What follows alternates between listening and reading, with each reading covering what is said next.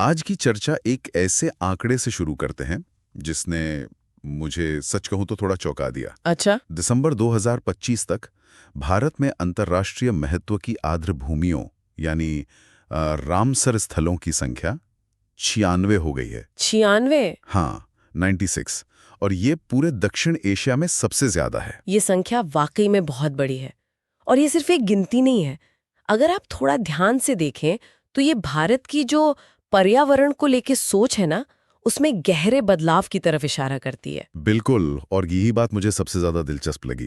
क्या ये वाकई एक सोचा समझा बदलाव है या हम बस संख्या बढ़ाने की दौड़ में लगे हैं? आज हम इसी सवाल का जवाब ढूंढने की कोशिश करेंगे इंडियाज वेटलैंड्स 2025 रिपोर्ट के आधार पर। हमारा मकसद ये समझना है कि इस विस्तार का असली मतलब क्या है, खासकर उन 10 नई जगहों को देखते हुए जो हाल ही में इस सूची में शामिल हुई हैं। बिल्कुल। ये पड़ताल हमें बताएगी कि क्या भारत अब अपनी प्रसिद्ध झीलों और राष्ट्रीय उद्यानों से आगे देख रहा है। सही। क्या हम अब उन छोटे मानव निर्मित जलाशयों और सामुदायिक तालाबों को भी एक तरह से राष्ट्रीय धरोहर मान रहे हैं, जो अब तक शायद नक्शे पर भी नहीं थे। तो फिर इस विशाल नेटवर्क को समझने के लिए क्यों ना इसके 2 सबसे चरम सिरों से शुरुआत करें। हाँ, ये अच्छा रहेगा। रिपोर्ट में सबसे बड़े और सबसे छोटे स्थल की तुलना की गई है, जो अपने आप में एक कहानी कहती है। सबसे विशाल जाहिर है पश्चिम बंगाल का सुंदरवन वेटलैंड है। 4,23,000 हेक्टेयर। मतलब ये आकार तो कल्पना से भी परे है। हाँ, इसका आकार इतना बड़ा है कि कई छोटे देश इसमें समा जाएंगे। लेकिन सुंदरवन का असली महत्व इसके आकार में नहीं, बल्कि इसके अनोखेपन में है। अनोखापन किस तरह से? यह दुनिया का इकलौता मैंग्रोव जंगल है जहां बाघ रहते हैं। और ये कोई आम बाघ नहीं है। इन्होंने खुद को, आप कह सकते हैं कि यहाँ के खारे पानी में जीना सिखा लिया है। एक मिनट, क्या आप कह रही हैं कि सुंदरवन के बाघ खारे पानी में तैरते हैं? हाँ, ये तो किसी फैंटेसी उपन्यास की कहानी लगती है। तो अद्भुत, लेकिन सच है। ये प्रकृति के अनुकूलन का एक बेहतरीन उदाहरण है। ये बाघ शिकार के लिए और एक द्वीप से दूसरे द्वीप जाने के लिए चौड़ी चौड़ी नदियों को तैरकर पार करते हैं। कमाल है। लेकिन सुंदरवन सिर्फ बाघों का घर नहीं है। ये भारत के पूर्वी तट के लिए एक जैविक ढाल है। इसके घने मैंग्रोव जंगल चक्रवातों की विनाशकारी लहरों की पहली चोट को झेलते हैं। अच्छा। जिससे करोड़ों लोगों की जान और माल की रक्षा होती है। तो ये एक रक्षक भी है। हाँ। लेकिन रिपोर्ट में एक चेतावनी भी दी गई है। वहां लिखा है कि सुंदरवन में समुद्र का स्तर वैश्विक औसत से 2 गुनी तेजी से बढ़ रहा है। इसका क्या मतलब हुआ? इसका मतलब है कि जो हमारा रक्षक है वो खुद ही खतरे में है। बढ़ता समुद्र का स्तर और खारापन धीरे धीरे इन मैंग्रोव को खत्म कर रहा है। ओह, ये एक बहुत गंभीर संकट है, क्योंकि सुंदरवन एक विशाल ब्लू कार्बन सिंक भी है। यानी यह अपने पेड़ों और मिट्टी में वायुमंडल से भारी मात्रा में कार्बन सोखकर जमा करता है। और अगर ये नष्ट हुआ तो वो सारा कार्बन बिल्कुल वापस वायुमंडल में चला जाएगा। तो एक तरफ ये विशाल, जटिल और खतरे में पड़ा सुंदरवन है, और दूसरी तरफ इस नेटवर्क का सबसे छोटा सदस्य। यहाँ रिपोर्ट में एक दिलचस्प तकनीकी बहस का जिक्र है। हाँ, रेणुका झील और वेम्बलनूर को लेकर। सही। पहले हिमाचल की रेणुका झील को सबसे छोटा माना जाता था, लेकिन अब तमिलनाडु का वेम्बेनूर वेटलैंड कॉम्प्लेक्स है। इन दोनों में क्या फर्क है? ये फर्क संरक्षण की बदलती परिभाषा को दिखाता है। रेणुका झील जो 20 हेक्टेयर की है, एक प्राकृतिक मीठे पानी की झील है। उसका गहरा धार्मिक और सांस्कृतिक महत्व भी है। लेकिन वेम्बलनूर वेटलैंड कॉम्प्लेक्स जो उससे भी छोटा है, सिर्फ 19.75 हेक्टेयर का, वो मानव निर्मित सिंचाई टैंकों का एक समूह है। तो एक प्राकृतिक झील और दूसरा इंसानों द्वारा बनाया गया सिंचाई टैंक, और दोनों को अंतर्राष्ट्रीय महत्व का दर्जा मिला हुआ है। ये बात अपने आप में बहुत कुछ कहती है ना? बिल्कुल, यही इस विस्तार का सार है। वेम्बलनूर हमें माइक्रो वेटलैंड्स का महत्व सिखाता है। Micro wetlands? हाँ, ये छोटे छोटे पानी के स्रोत।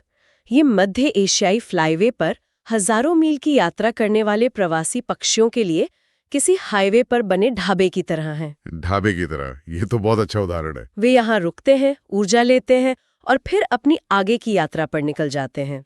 यह साबित करता है कि संरक्षण के लिए आकार नहीं, बल्कि पारिस्थितिकी भूमिका मायने रखती है। ये विचार कि एक छोटा सिंचाई टैंक भी एक अंतर्राष्ट्रीय पारिस्थितिक हॉटस्पॉट हो सकता है, ये सोचने का पूरा नजरिया ही बदल देता है। और ऐसा लगता है कि 2025 के अंत तक जोड़ी गई 10 नई साइट्स में यही कहानी बार बार दोहराई गई है। हाँ बिल्कुल। रिपोर्ट में एक पूर्व की ओर बदलाव का जिक्र है। चलिए छत्तीसगढ़ से शुरू करते हैं। हाँ, छत्तीसगढ़ का कोपरा जलाशय जो देश का 96वां रामसर स्थल बना, ये छत्तीसगढ़ के लिए एक ऐतिहासिक पल था क्योंकि ये राज्य का पहला रामसर स्थल है। और ये भी जहां तक मुझे याद है एक मानव निर्मित जलाशय है। बिल्कुल, इसे सिंचाई के लिए बनाया गया था। तो यहाँ भी वही पैटर्न है, एक उपयोगितावादी संरचना जो समय के साथ एक महत्वपूर्ण प्राकृतिक आवास बन गई। प्रकृति ने उसे अपना लिया एक तरह से। एकदम सही। आज ये जलाशय संकटग्रस्त इजिप्शियन वल्चर और ग्रेटर स्पॉटेड ईगल जैसे दुर्लभ पक्षियों का घर है। ये इस बात का सबूत है कि विकास और पर्यावरण को हमेशा एक दूसरे के खिलाफ देखने की जरूरत नहीं है। कभी कभी हमारे बनाए हुए ढांचे भी प्रकृति के लिए वरदान बन जाते हैं। प्रकृति का इस तरह हमारे बनाए ढांचों को अपना लेना ये एक बहुत शक्तिशाली विचार है। और ऐसा लगता है कि इस कहानी का दूसरा बड़ा हिस्सा समुदाय है। हाँ। खासकर जब हम गंगा के मैदानों से पश्चिम की ओर राजस्थान को देखते हैं तो वहां तो समुदाय ने कुछ कमाल ही कर दिया है ना? कमाल से भी बढ़कर। राजस्थान की कहानियां तो संरक्षण के भविष्य का खाका खींचती हैं। आप खिचन वेटलैंड की कहानी सुनिए। बताइए। ये एक छोटा सा रेगिस्तानी गांव है। हर साल सर्दियों में यहाँ मध्य एशिया से लगभग 22,000 डेमोसेल क्रेन, जिन्हें स्थानीय लोग कुर्जा कहते हैं, आती हैं। 22,000 पक्षी एक छोटे से गांव में, ये कैसे संभव है? उनके लिए भोजन कहाँ से आता होगा? भोजन आता है स्थानीय जैन समुदाय की चुग्गा परंपरा से।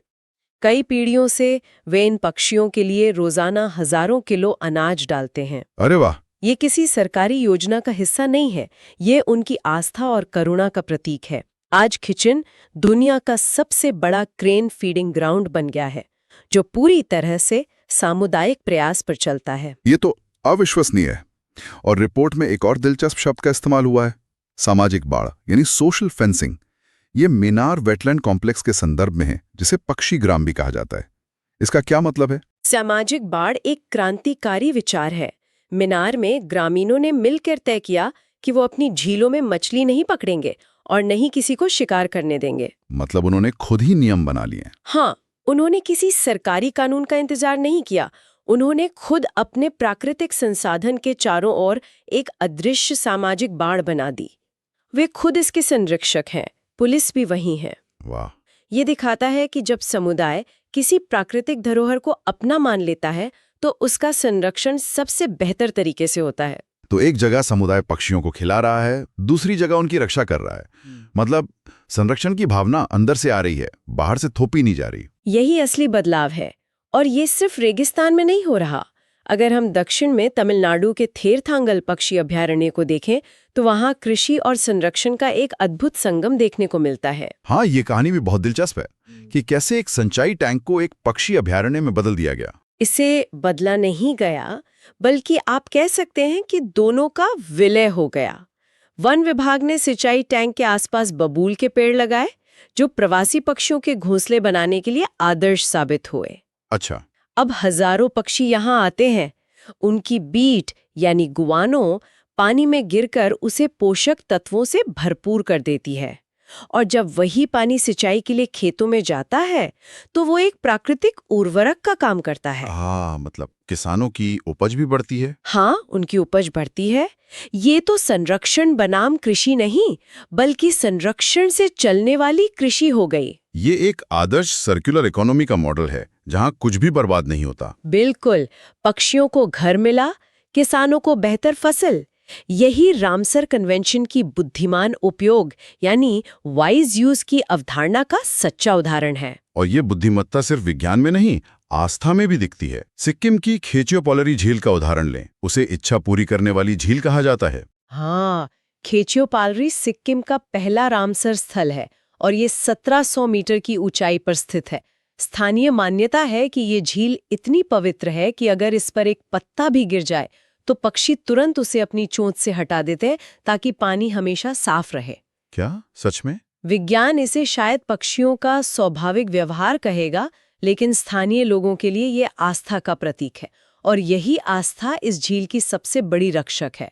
ठीक है, तो अब तस्वीर थोड़ी साफ हो रही है। हमने सामुदायिक नेतृत्व देखा, मानव निर्मित पारिस्थितिकी तंत्र देखे और आस्था से प्रेरित संरक्षण भी देखा। अगर हम इन सभी कहानियों को एक साथ रखकर देखें तो इस 96 स्थलों के नेटवर्क के विस्तार से कौन सी बड़ी प्रवृत्तियां उभर रही हैं? क्या ये सब अलग अलग कहानियां हैं या किसी बड़ी रणनीति का हिस्सा हैं? रिपोर्ट के विश्लेषण से 3 बहुत स्पष्ट और महत्वपूर्ण रणनीतिक बदलाव दिखते हैं।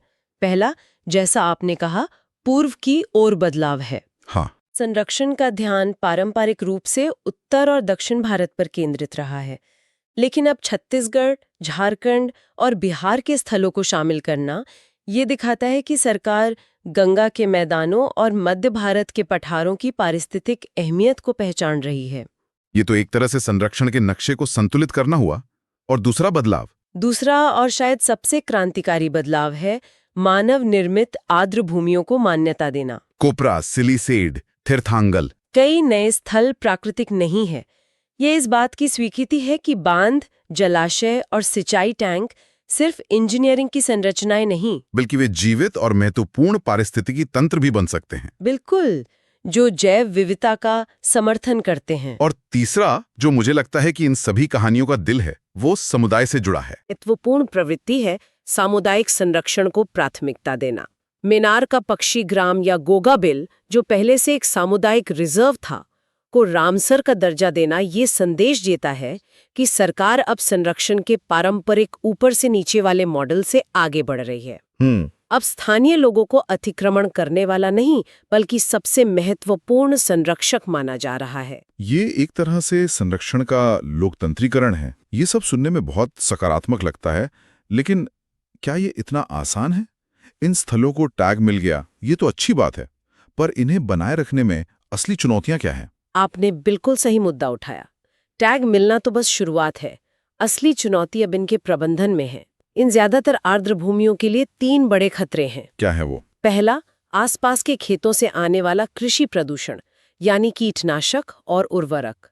दूसरा, नदियों से बहकर आने वाली गाद, जो इन्हें धीरे धीरे भर रही है। और तीसरा, अनियंत्रित पर्यटन का दबाव। तो इन चुनौतियों से निपटना ही असली परीक्षा होगी। बिल्कुल। तो संक्षेप में, आज हमने भारत के रामसर नेटवर्क के 96 स्थलों तक के सफर को देखा। हमने सुंदरवन के तैरने वाले बाघों से लेकर वेम्बनूर के सूक्ष्म वेटलैंड तक की यात्रा की। और सबसे महत्वपूर्ण, हमने खिचन और मेनार जैसे स्थलों की कहानियों से सीखा कि जब समुदाय संरक्षण की बागडोर अपने हाथ में लेता है तो चमत्कार होते हैं। सही कहा। यह विस्तार सिर्फ संख्याओं का खेल नहीं, बल्कि भारत की बदलती संरक्षण प्राथमिकताओं का एक जीता जागता सबूत है। आपने एकदम सही सारांश दिया। ये नेटवर्क अब सिर्फ प्रवासी पक्षियों के लिए एक हवाई रास्ता नहीं है। ये लाखों लोगों की जल सुरक्षा, उनकी आजीविका और जलवायु परिवर्तन के खिलाफ उनकी लड़ाई का एक महत्वपूर्ण हथियार बन रहा है। असली काम अब इन 96 स्थलों को कागज से जमीन पर जीवंत और स्वस्थ रखने का है। और इसी के साथ हम आज की चर्चा समाप्त करते हैं, लेकिन श्रोताओं के लिए एक विचार छोड़कर जाना चाहेंगे।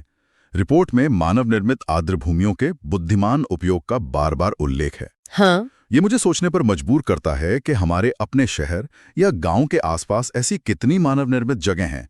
कोई पुराना जलाशय, शहर की कोई झील या शायद कोई छोड़ी हुई नहर।